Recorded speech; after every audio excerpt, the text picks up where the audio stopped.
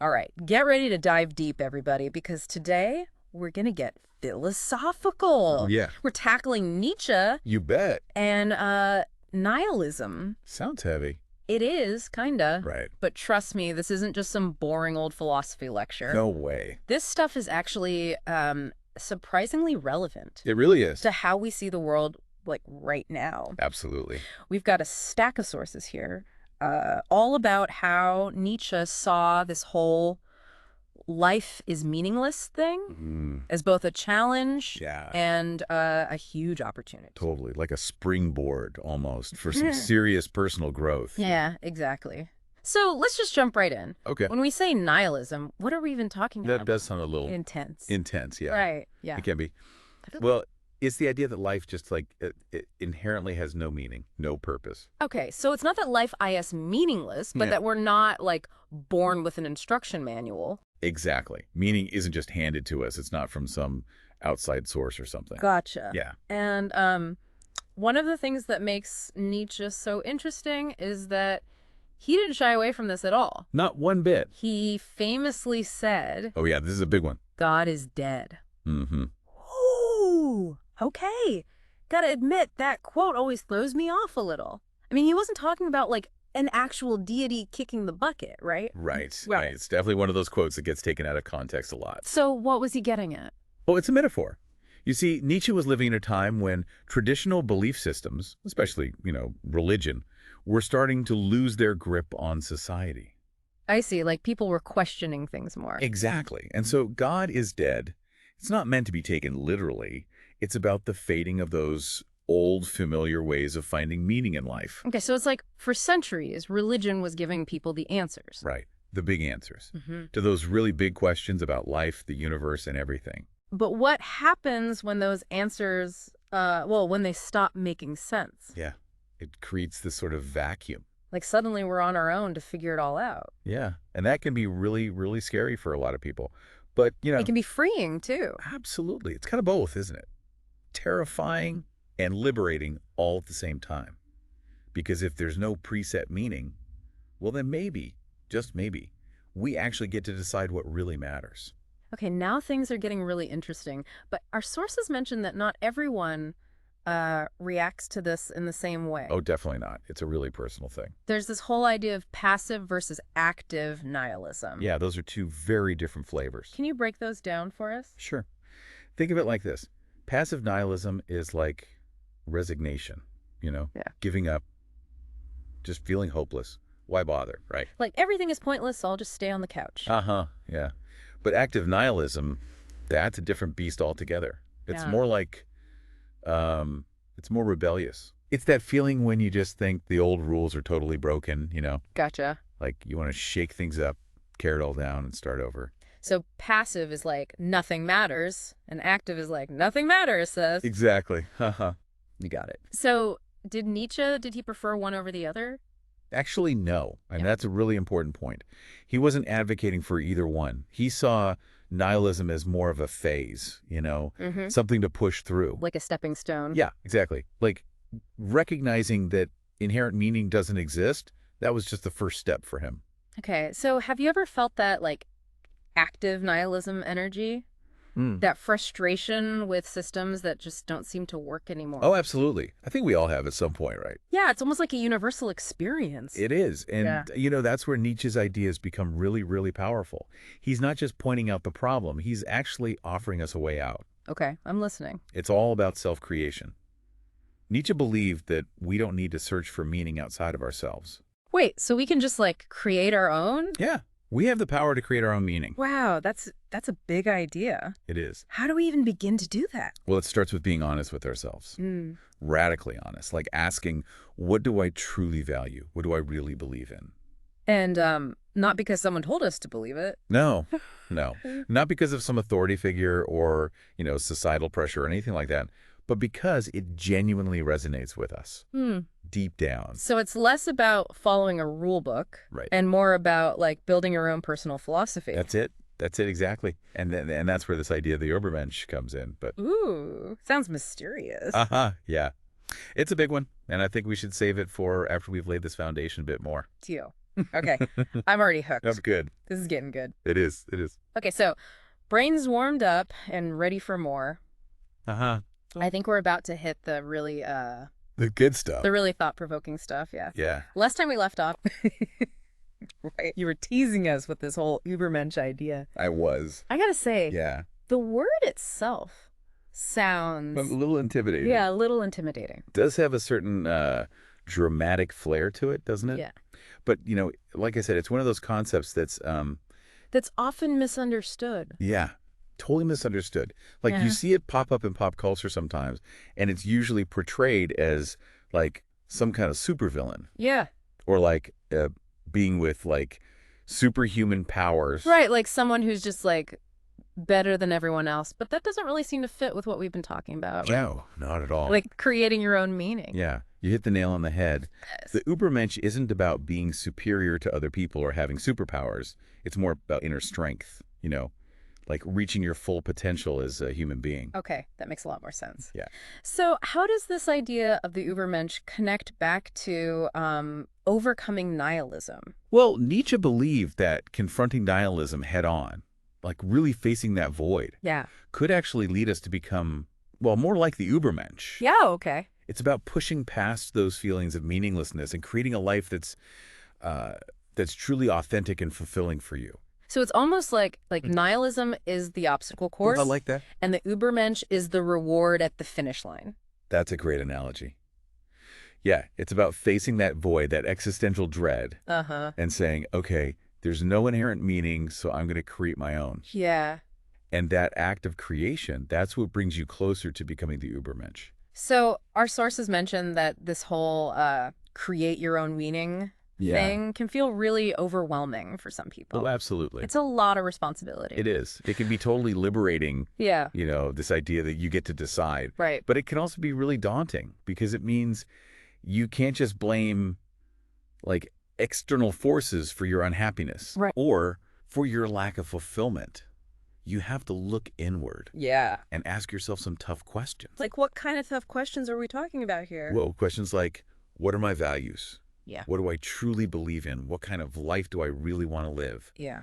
And, those answers, they might not always be easy or comfortable. Right. It's not just about picking whatever makes us feel good in the moment. Exactly. Becoming the Übermensch, it's not about instant gratification.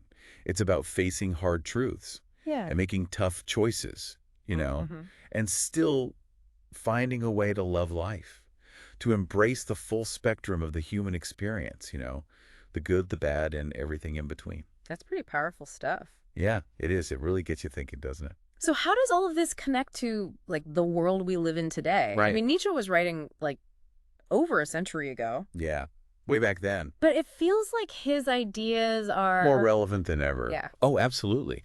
Our sources actually point out some really striking parallels between Nietzsche's time and ours. Mm. He was living through this period of really rapid social and technological change, much like we are today. Yeah, that seems kind of familiar. Yeah, right. And I guess in a world that's constantly changing, constantly bombarding us with, like, new information, new ideas, Mhm. it's easy to feel, Lost. lost, unsure of what to believe in. Totally. It can be really overwhelming. Yeah. And that's where Nietzsche's insights are so valuable. Okay. He wasn't afraid to ask those big, difficult questions about meaning and purpose. He really encourages us to do the same. He wants us to embrace that uncertainty. Mhm. He reminds us that even in a world that feels totally chaotic and meaningless, Yeah. we still have the power to create our own values, to find our own sense of purpose, and to live lives that are truly our own. Okay, I'm starting to see how all of this fits together. Nietzsche isn't just some, like, depressing philosopher telling us that life is meaningless. He's offering us a way to find meaning in a world that doesn't always give us easy answers. That's it. That's the beauty of his philosophy. It's challenging, it's thought-provoking, and it's ultimately really empowering. So what are some practical ways we can actually apply these ideas to our own lives? That's a great question. How do we move from feeling lost and nihilistic to embracing this idea of the Übermensch and creating our own meaning? That's the million-dollar question, right? Right. Well, that leads us perfectly to the final part of our deep dive, Okay. where we're going to explore some concrete steps that you can start taking right now to Yeah. create a more fulfilling and meaningful life.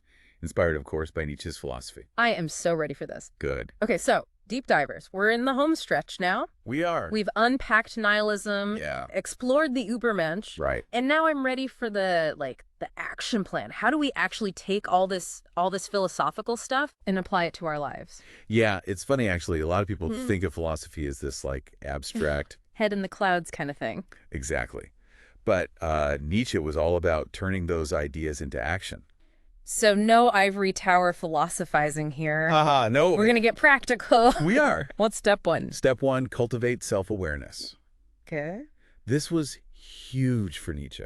He believed that the unexamined life is not worth living. Whoa, okay, That's the big one. that's a powerful statement. But what does examining our lives actually look like? It's about taking the time to really reflect on your values, your beliefs, your goals, asking yourself those big questions like, Right. what truly matters to me? Mm. What kind of person do I want to be? What kind of impact do I want to have on the world? So it's not just about going with the flow. It's Yeah. about consciously choosing Yeah. the direction of our life. Exactly. And don't be afraid to question everything, even the things that you hold most dear. Yeah. Because it's only through that questioning that we can arrive at beliefs and values that are truly our own. Yeah, I love that. It's like actively choosing the building blocks of your own personal philosophy instead of just inheriting them by default. I love that. So what else? What's another key step in this action plan? Okay, this one might sound a little counterintuitive, but embrace discomfort. Oh, okay. Yeah, remember, becoming the Übermensch, it's not about seeking out an easy, comfortable life. Gotcha. It's about pushing yourself beyond your limits, confronting your fears, and embracing challenges as opportunities for growth. So it's like that saying, what doesn't kill you makes you stronger, but Yeah. but on a philosophical level. Precisely. Challenges, setbacks, even failures, they're all part of the journey. And it's often through those difficult experiences that we actually learn the most about ourselves. We develop the resilience we need to create a life that's truly meaningful. This is making me think about those times when we're just so tempted to take the easy way out Oh, yeah. to avoid discomfort at all costs. But maybe leaning into those moments is what Nietzsche would suggest. Yeah. I think he would absolutely agree. It's easy to get caught up in the pursuit of comfort and security, But real growth, real fulfillment, that often lies outside of our comfort zone. So take risks, challenge yourself, and don't be afraid to fail. I love that. So self-awareness, Yeah. embracing discomfort, Right. it all seems to point towards this idea of taking ownership of our lives. You're absolutely right. Okay, so what's next? And that leads us to another crucial step. Yeah. Focus on the present moment. Nietzsche was very critical of people who dwell too much on the past or obsess over the future. Hold on. Isn't planning for the future important? I mean, we have goals, things we want to achieve. Of course, of course. Having goals is essential. Mm-hmm. But what Nietzsche's saying is that we shouldn't get so caught up in striving for some future state of happiness Right. that we miss out on the beauty and the richness of what's happening right now. Okay. Yeah. No. So it's about finding that balance between pursuing our goals Yes. and savoring the journey along the way. Exactly. Practice gratitude for those simple things in life. Find joy in those everyday moments, even amidst the challenges and the uncertainties, because ultimately life is happening right now, in this very moment. That's beautiful. It's such a good reminder to slow down, be present, and appreciate those little things. This is all making me feel a lot more empowered. Oh, good. That's about A what? lot less nihilistic. Uh-huh. That's the goal. Any final words of wisdom from Nietzsche before we wrap things up? Here's a thought to carry with you. Right. Even if life has no inherent meaning, Yeah. that doesn't mean it can't be meaningful. Right. It's up to each of us to create that meaning, to embrace the freedom and a responsibility that comes with recognizing that we are the authors of our own lives. Wow. That is Yeah. it's a powerful message. So deep divers, there you have it. Nietzsche's take on nihilism isn't about giving up on life. It's about embracing it fully. Yes. With all its complexities and challenges, it's about cultivating self-awareness, embracing discomfort, focusing on the present moment, and finding joy in the journey. It's about the journey. It's about creating a life that is truly authentic, Yeah. fulfilling, and truly your own. It's been such a pleasure exploring these ideas with you today. Likewise. And remember, deep divers, this is just the beginning of the journey. If you're feeling inspired to delve deeper into Nietzsche's philosophy, Definitely do it. we encourage you to pick up his works and just keep exploring. There's a whole world of fascinating insights waiting to be discovered. And on that note, we'll bid you farewell for now. Until next time. Keep diving deep, keep questioning, keep creating, and we'll catch you on our next deep dive adventure.